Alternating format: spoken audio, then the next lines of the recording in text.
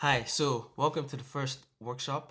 And here, what we're going to do is a simple but possibly the most important task that you do, which is being very clear about your goals. Just set your goals.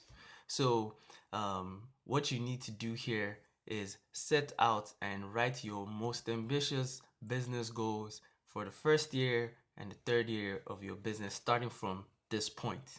Um, you want to make your goals very specific.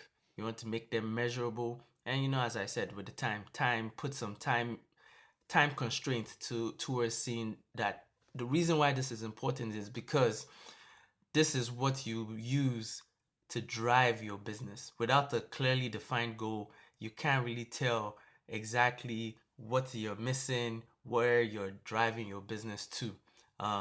So having your goals set now would help how you're benchmarking how you're doing as you move towards your business goals. So download the workbook below and go answer each question. Take about 2 minutes to just write it down.